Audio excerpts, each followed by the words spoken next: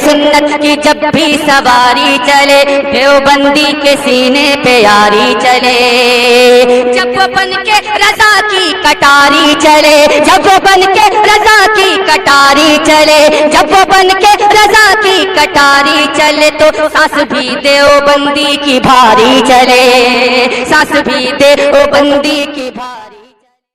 محترم حضرات، اللہ اور اس کے رسول کا کرم ہے، الحمدللہ اہل سنت و جماعت کی ہمیشہ جیت ہوئی ہے۔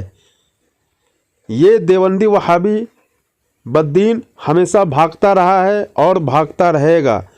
یہ لکھیم پور کھیری کا واقعہ ہے جہاں پہ ایک مناظرہ ہونا تھا صغیر احمد جوخن پوری کے ساتھ، تو طاہر غیابی یہ جو شیطان ہے یہ مناظرے سے فرار ہو گیا۔ جب وہاں پہ اسٹیج لگی تو ہمارے عالم نے سب چیز بتایا، ہمارے جوخن پوری صاحب نے سب دلیلیں دی، تو وہاں پہ کم سے کم 7 مسجد سنیوں کے قبضے میں ہو گیا الحمدللہ۔ تو آپ حضرات اس آڈیو کو سنیں اور زیادہ سے زیادہ لوگوں تک شیئر کریں، جزاک اللہ خیر۔ لکھیم پور ضلع میں الحمدللہ ایک مناظرے کے صدقے میں جس میں ہم پہنچ گئے، یہ طاہر غیابی وغیرہ جو بھی رہے ان کے سب چھپے رہے، جب پتہ لگا ہم آ گئے۔ اور اقامت پہ مناظرہ تھا، تکبیر کھڑے ہو کے سننا چاہیے یا بیٹھ کے؟ وہ کھڑے ہو کے سنتے ہیں، شروع سے کھڑے ہو جاتے ہیں ٹھنڈ کی طرح، اور ہم حی علی الفلاح پہ کھڑے ہوتے ہیں۔ کیوں بھائی؟ ایک تھانے میں مقدمہ چلا گیا، جھگڑا ہو گیا، مسجد میں مقدمہ گیا تھانے میں، ایسوں نے کہا کہ بھائی یہ تمہارا معاملہ ہے یار، اے بھائی صاحب تھانے جا رہے ہو کہ تمہارا معاملہ ہے، تم جانو تمہارے جانے کام، ہم کیا جانے؟ بولے ایسا، ہاں ٹھیک ہے ٹھیک ہے۔ تو اس نے کہا ایسو نے کہ تم اپنے عالم دونوں طرف کے بلاؤ، جو جیت جائے گا مسجد اس کے حوالے کر دی جائے گی۔ ڈھکروا چوراہا ضلع لکھیم پور پہ مناظرہ طے ہوا۔ آپ کے ضلع کی بات ہے، آپ کے ضلع کی کیا بات، ڈھکروا چوراہا، سمجھا؟ ہم پہنچ گئے الحمدللہ، اپنی گاڑی بھر کے، کوالیس گاڑی بھر کے لے کے گئے کتابیں، اور جب ہم رات کو 2:15 بجے پہنچے، آرام کیا فجر کی نماز کے بعد میں، دن میں مناظرہ ہونا تھا، پتہ لگا دیوبندیوں کو آ گئے آ گئے آ گئے۔ سبحان اللہ سبحان اللہ۔ اب الحمدللہ سنیوں کا اسٹیج سج گیا، سبحان اللہ۔ کتابوں کی کتابیں بھر گئی اسٹیج پر، حوالے کے لیے کتابیں، فتوے کی کتابیں، حدیث کی کتابیں، یہ سب بھر گئی۔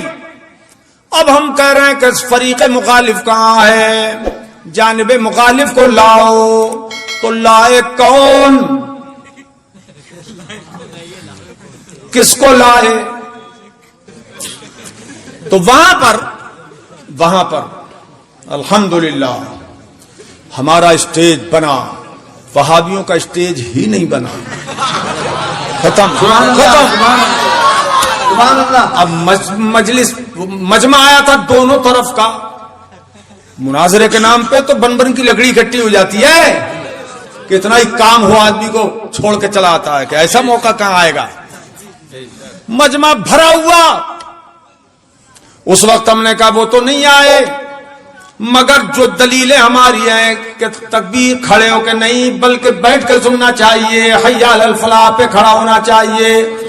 میں نے کہا دیکھو یہ عبارت میں بتا رہا ہوں، مولانا حنیف صاحب اور مولانا عاقل صاحب کو بھی لے گیا، اپنے لڑکے بڑے والے مولانا عطا المصطفیٰ اظہری صاحب وہ بھی گئے، اور 2 طالب علم اور تھے وہ گئے، اور میں نے کہا کتاب فلاں نکالو، فلاں کتاب میں یہ، فلاں کتاب میں یہ، فلاں کتاب میں یہ۔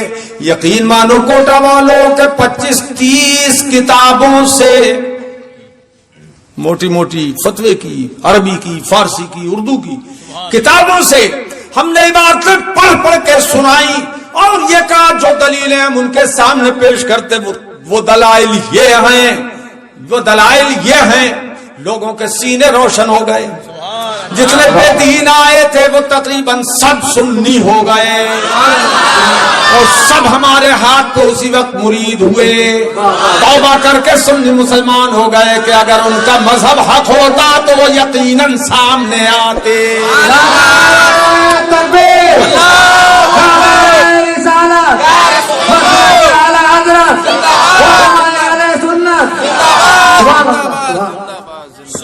میرے عزیزوں، تو ہم نے وہ جو عبارت سنائی اور اس میں ہم نے کہا سب سے ان کے لیے دلیل، ان کے دھرم میں بڑی دلیل یہ ہے فتاوی دارالعلوم دیوبند، فتاوی دارالعلوم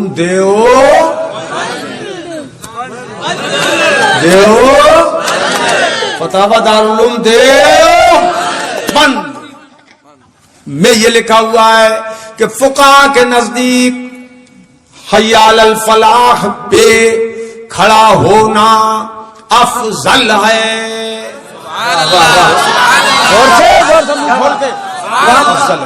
افضل ہے، تو نعرہ لگاتا تھا پہلے، کیا بات بھول گیا؟ افضل ہے۔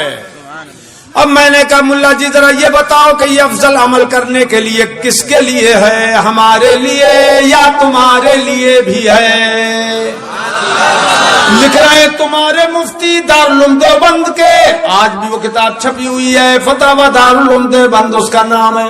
تو میں نے کہا افضل پہ عمل کون کرے گا؟ وہی تو کرے گا جو افضل ہوگا۔ ہم افضل ہیں، بولو ٹھیک ہے، اور تمہیں تو ہم مفضول بھی نہیں سمجھتے، ٹھیک ہے، بلکہ فضول سمجھتے ہیں، فاضل من الفضول۔ اور سنو